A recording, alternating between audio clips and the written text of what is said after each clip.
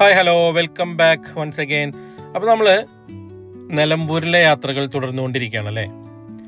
അപ്പോൾ നിലമ്പൂരിൻ്റെ മറ്റ് എപ്പിസോഡുകൾ കാണാത്തവരുണ്ടെങ്കിൽ അതൊക്കെ ഒന്ന് കാണണം. ആദ്യമായിട്ട് കാണുന്നവരാണ് നിങ്ങളെങ്കിൽ സബ്സ്ക്രൈബ് ചെയ്ത് കൂടെ മറക്കരുത്. അപ്പോൾ നമ്മൾ യാത്ര ഇന്ന് നിലമ്പൂരിലെ മറ്റൊരു പ്രധാനപ്പെട്ട ഡെസ്റ്റിനേഷനിലേക്കാണ് കേട്ടോ. അപ്പോൾ നമ്മൾ ചന്തക്കുന്നൊക്കെ കഴിഞ്ഞ് നിലമ്പൂരിൽ നിന്നും മുന്നോട്ട് കുറച്ചുകൂടി വന്നു കഴിഞ്ഞാൽ ലെഫ്റ്റിലേക്കുള്ള റോഡിന് കയറി കഴിഞ്ഞാലാണ് ആഢ്യൻപാറ വാട്ടർഫാൾസിലേക്കുള്ള വഴി ആരംഭിക്കുന്നത്. ആ വഴി ആരംഭിക്കുന്ന ഒരു സ്ഥലത്തെ കാഴ്ചകളാണ് നിങ്ങളിപ്പോൾ കണ്ടുകൊണ്ടിരിക്കുന്നത്. ഈ ഒരു പാലമൊക്കെ കഴിഞ്ഞ് നമ്മളങ്ങനെ കുറച്ച് ദൂരം, ഏകദേശം ഒരു 8 കിലോമീറ്ററോളം ഉണ്ട് ഇവിടെ നിന്നും എന്നാണ് എനിക്ക് തോന്നുന്നത്.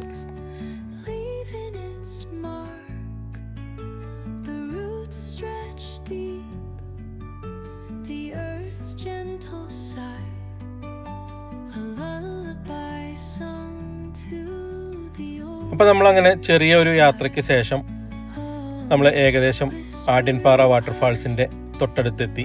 ഇനി നമ്മൾ ഇവിടുന്ന് ടിക്കറ്റ് എടുത്താണ് അകത്തേക്ക് പ്രവേശിക്കേണ്ടത്.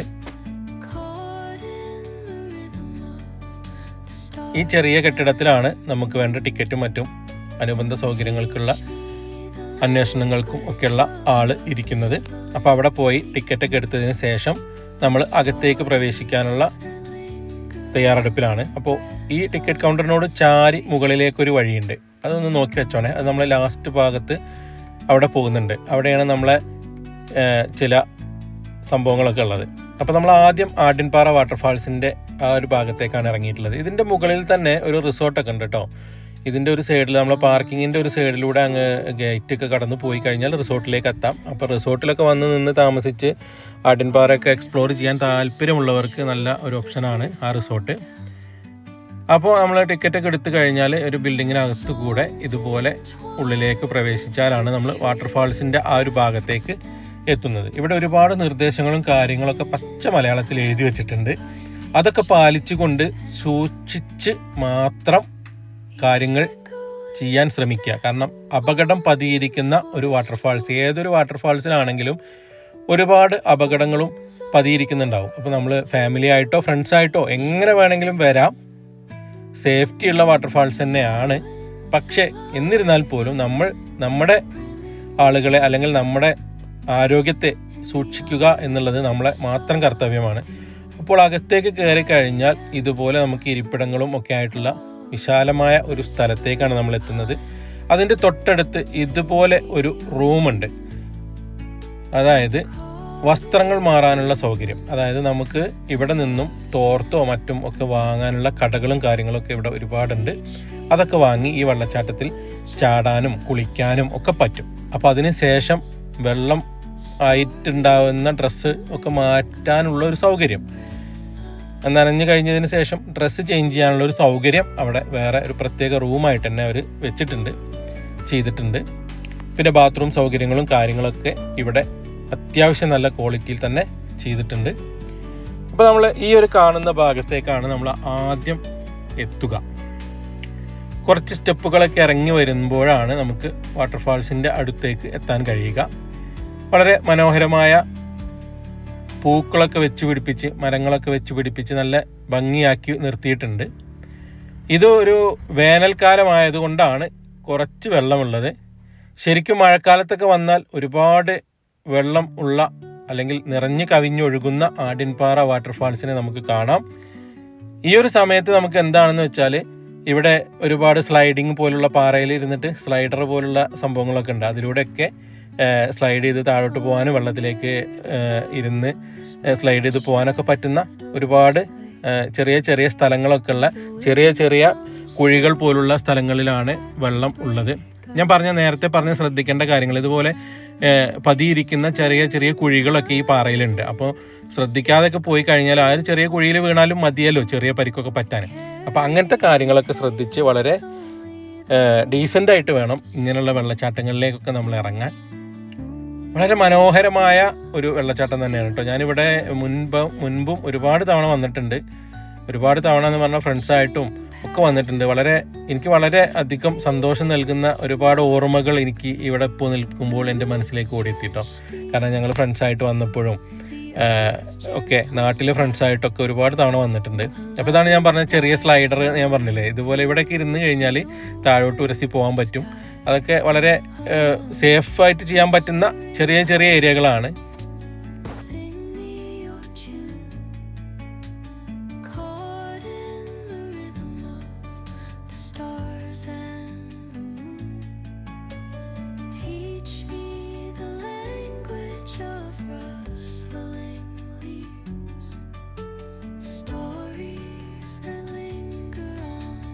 വളരെ തെളിമയോടെ ഒഴുകുന്ന ജലകണികകൾ, അതിൻ്റെ ശബ്ദവും അതിൻ്റെ കാഴ്ചയും അടിഭാഗം വരെ കാണാൻ പറ്റുന്ന അത്ര ക്രിസ്റ്റൽ ക്ലിയർ ആയിട്ടുള്ള വെള്ളം, നല്ല തണുപ്പുള്ള വെള്ളം ഒക്കെയാണ് ഇതിലൂടെ ഒഴുകി പോകുന്നത്.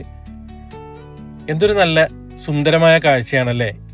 നല്ല കാറ്റുണ്ട്, നല്ല തണുപ്പുണ്ട്. വെയിലുള്ളൊരു സമയമാണെങ്കിൽ പോലും നല്ല തണുപ്പും കാറ്റൊക്കെ ഉള്ളതുകൊണ്ട് നമുക്കങ്ങനെ ഒരു ബോറടിയോ കാര്യങ്ങളോ അല്ലെങ്കിൽ ഒരു ക്ഷീണമോ കാര്യങ്ങളോ ഒന്നും തോന്നില്ല. വളരെ രസകരമായ നാച്ചുറൽ സൗണ്ടൊക്കെ കേട്ട്, വെള്ളച്ചാട്ടത്തിൻ്റെ ഒക്കെ സൗണ്ട് കേട്ട്, കാറ്റിൻ്റെ ഒരു കുളിർമയൊക്കെ ആസ്വദിച്ച് നമുക്ക് ഇങ്ങനെ നിൽക്കാൻ പറ്റിയ ഒരു വെള്ളച്ചാട്ടമാണ്.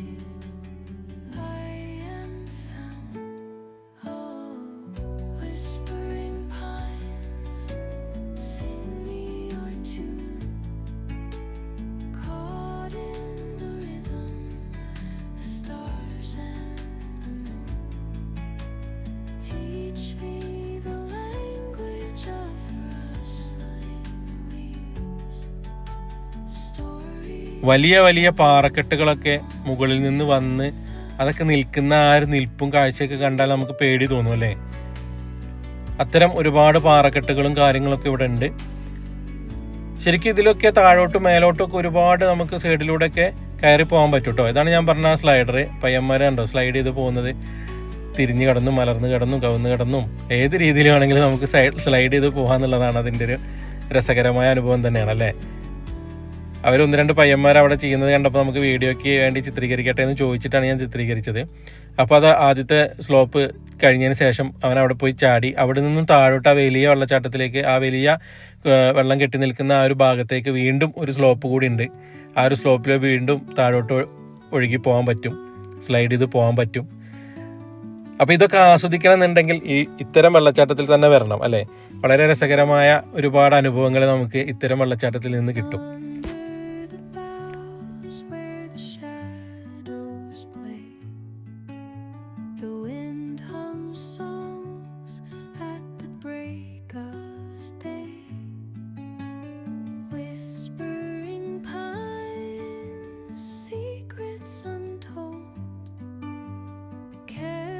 അപ്പോൾ നമ്മൾ അതിൻ്റെ ഒരു സൈഡിലൂടെ ഇങ്ങോട്ട് നടന്നു വന്നു കഴിഞ്ഞാൽ നമുക്ക് നല്ല തണലൊക്കെ ഉള്ള ഒരുപാട് കുളിർമയുള്ള ഒരു ഏരിയ ഉണ്ട്.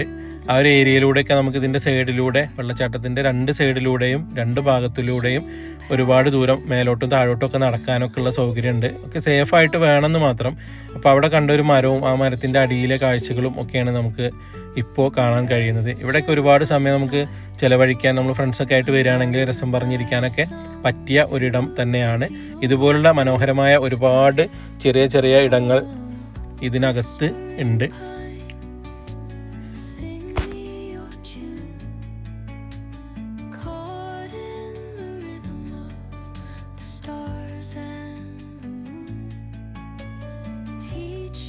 ആ മനോഹരമായ പാറക്കെട്ടിലേക്ക് പടർന്നു നിൽക്കുന്ന മരം, വേരുകൾ, അതിലേക്ക് മരത്തിൻ്റെ വേരുകൾ ഇറങ്ങി ആഴ്ന്നിറങ്ങിയിട്ടുള്ള പാറക്കെട്ടുകൾ. പിന്നെ ഈ ഒരു ഭാഗത്തൊക്കെ സേഫ്റ്റി ഗാർഡ്സും കാര്യങ്ങളൊക്കെ ഉള്ള അവരൊക്കെ ഡ്യൂട്ടിക്ക് ഉണ്ടാവും കേട്ടോ. അപ്പോൾ എന്തെങ്കിലും ഉണ്ടെങ്കിൽ അവരോട് പറഞ്ഞാൽ മതി. ഈ പാറക്കെട്ടുകളൊക്കെ കണ്ടില്ലേ, ചെറിയ ചെറിയ കല്ലിലാണ് വലിയ വലിയ പാറക്കെട്ടുകളൊക്കെ വന്ന് നിൽക്കുന്നതെന്ന് നമുക്ക് ഈ കാഴ്ചയിൽ മനസ്സിലാക്കാൻ പറ്റുമല്ലേ. വളരെ അത്ഭുതകരമായ ഒരുപാട് കാഴ്ചകൾ നമുക്ക് ഇവിടുന്ന് കാണാൻ പറ്റി എന്നുള്ളതാണ്. എന്തായാലും രസകരമായ ഒരു അനുഭവം തന്നെ ആയിരിക്കും. നിങ്ങൾ ഒരിക്കലും നിലമ്പൂർ വരികയാണെങ്കിൽ മിസ്സ് ചെയ്യാൻ പാടില്ലാത്ത ഒരിടമാണ് ആഢ്യൻപാറ വാട്ടർഫാൾസ്. ഇങ്ങോട്ടുള്ള യാത്രയും ഇവിടെയുള്ള കാഴ്ചകളും ഒക്കെ നിങ്ങളെ വളരെ സന്തോഷിപ്പിക്കുന്നതും മനസ്സിന് വളരെ സന്തോഷം നൽകുന്നതും ഉല്ലാസഭരിതവുമായ ഒരുപാട് സംഭവങ്ങൾ ഈ ഒരു യാത്രയിലുടനീളം നമുക്ക് കാണാൻ പറ്റും. ഒരു യാത്ര കഴിഞ്ഞ് ഇവിടെ എത്തിക്കഴിഞ്ഞാലും നമുക്ക് അതിന് വർത്തായിട്ടുള്ള, അതിന് മുതലാക്കാൻ പറ്റുന്ന രീതിയിലുള്ള സംഭവങ്ങളാണ് നിങ്ങളെ കാത്ത് ആഢ്യൻപാറയിലുള്ളത്. നല്ലൊരു ടൂറിസ്റ്റ് ഡെസ്റ്റിനേഷൻ തന്നെയാണ് നിലമ്പൂരിലെ ആഢ്യൻപാറ വാട്ടർഫാൾസ്.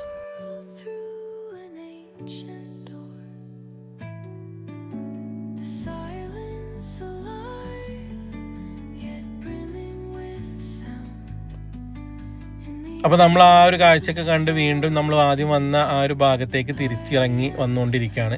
ഈ ഒരു സമയമായപ്പോഴേക്കും ഒരുപാട് ആളുകൾ വരുന്നുണ്ട് കേട്ടോ. ഒരുപാട് ആളുകൾ അവിടെ മേലെ നിന്നൊക്കെ ഇറങ്ങി വരുന്നുണ്ട്. നമ്മൾ നേരത്തെ സ്ലൈഡ് ചെയ്ത് പോയ പയ്യൻ, പുതിയ കുളിക്കാനൊക്കെ ആയിട്ട് വന്നിട്ടുള്ള പുതിയ പയ്യന്മാർക്ക്, കുറച്ച് വലിയ ആളുകളാണ്, അവർക്ക് സ്ലൈഡ് ചെയ്യേണ്ട രീതിയും കാര്യങ്ങളൊക്കെ അവിടെ പഠിപ്പിച്ചു കൊടുക്കുന്ന ഒരു കാഴ്ചയൊക്കെയാണ് നമ്മൾ കാണുന്നത്. എന്തൊരു സുന്ദരമായ കാഴ്ചകളാണല്ലേ നമ്മളെ നാട്ടിൽ ഉള്ളത്. നമ്മളെ തൊട്ടടുത്താണ്, ഞാൻ കരുവാരനുണ്ടുകാരനാണ്. നമ്മളെ തൊട്ടടുത്തായിട്ടാണ് നിലമ്പൂരുള്ളത്. ഏകദേശം 30 കിലോമീറ്റർ ഡിസ്റ്റൻസ് ഒക്കെ ഉള്ളൂ.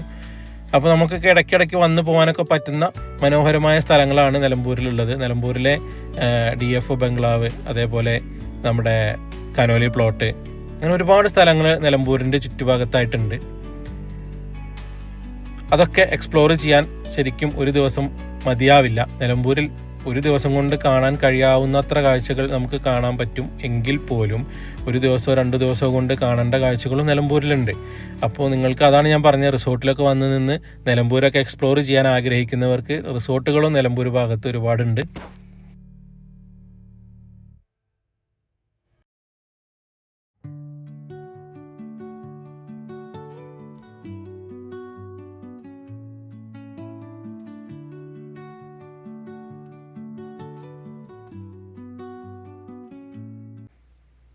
അപ്പം ഞാൻ ആഢ്യൻപാറയിലെ കാഴ്ചകളൊക്കെ കണ്ട് തിരിച്ച് കയറിപ്പോരാൻ തീരുമാനിച്ച് തിരിച്ചുള്ള യാത്രയിലാണ്. സ്റ്റെപ്പൊക്കെ കയറി മേലോട്ട് വരികയാണ്.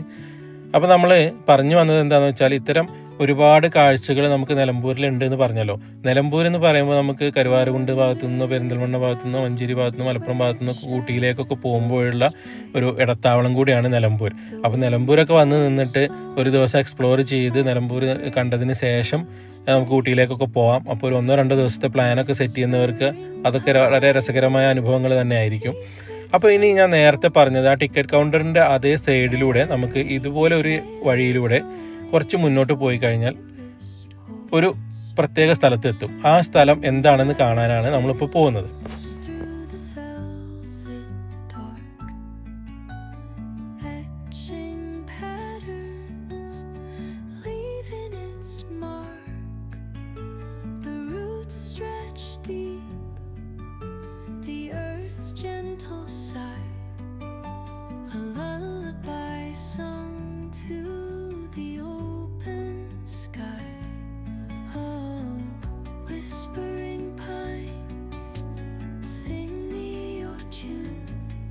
അപ്പോൾ ഇതാണ് ഞാൻ പറഞ്ഞ ആ ഒരു സംഭവം.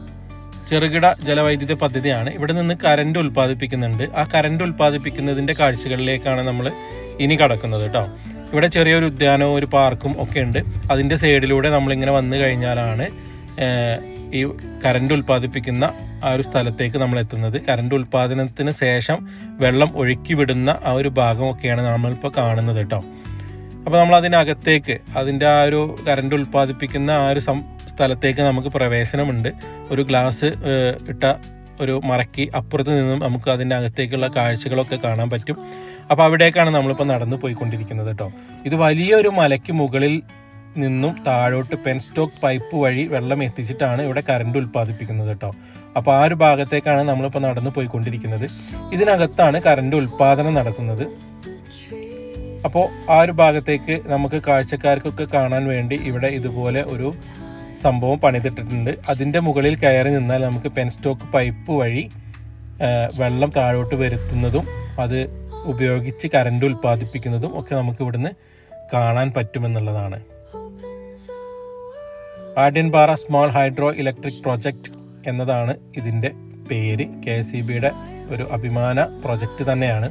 ശ്രീ ഉമ്മൻചാണ്ടിയുടെ കാലഘട്ടത്തിലാണ്, ഉമ്മൻചാണ്ടി മുഖ്യമന്ത്രി ആയിരുന്ന സമയത്താണ് ഇതിൻ്റെ കാര്യങ്ങളൊക്കെ നീങ്ങിയിട്ടുള്ളത്.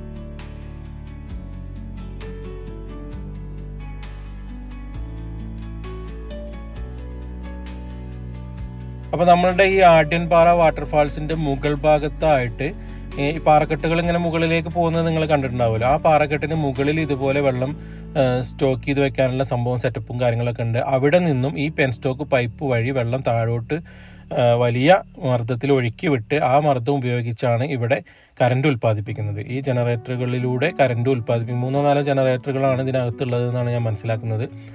അപ്പോൾ ഇതിൻ്റെ സയൻസിൽ എന്തെങ്കിലും വ്യത്യാസമൊക്കെ ഉണ്ടെങ്കിൽ നിങ്ങളത് കമൻ്റായിട്ട് അറിയുന്നവർ കമൻ്റായിട്ട് രേഖപ്പെടുത്തണം. അപ്പോൾ ഇവിടെ ഞാൻ എൻ്റെ മനസ്സിൽ, അതായത് എനിക്കതിനുള്ള ചെറിയ പരിമിതമായ അറിവ് വെച്ചിട്ടാണ് ഞാൻ ഈ കാര്യങ്ങളൊക്കെ നിങ്ങളോട് പറയുന്നത് കേട്ടോ. അപ്പോൾ ഈ ഒരു മലേൻ്റെ മുകളിൽ നിന്നാണ് നമുക്ക് ആ പെൻസ്റ്റോക്ക് പൈപ്പ് വഴി താഴോട്ട് വെള്ളം വരുന്നത്. അതിനുശേഷം വെള്ളം ഒഴുകി വരുന്ന ആഢ്യൻപാറയുടെ മറ്റൊരു മനോഹരമായ വ്യൂ ആണ് നിങ്ങളിപ്പോൾ കാണുന്നത്. ഇതിൻ്റെ താഴെ ഭാഗത്താണ് നമ്മൾ നേരത്തെ ഇറങ്ങിയ സ്ഥലം വരുന്നത് കേട്ടോ. അപ്പോൾ അതിൻ്റെ കാഴ്ചകളൊക്കെ കണ്ടതിന് ശേഷം നമ്മൾ അവിടെ നിന്ന് തിരിച്ചിറങ്ങി ഇവിടെ ഞാൻ പറഞ്ഞല്ലോ ഈ ഒരു ഭാഗത്തായിട്ട് നമുക്ക് ചെറിയൊരു കിഡ്സ് പാർക്കും കാര്യങ്ങളൊക്കെ ഉണ്ട്. അപ്പോൾ കുട്ടികളൊക്കെ ആയിട്ട് വന്നു കഴിഞ്ഞാൽ ഈ ഒരു ഭാഗത്ത് നമുക്ക് എൻജോയ് ചെയ്യാനൊക്കെ പറ്റും.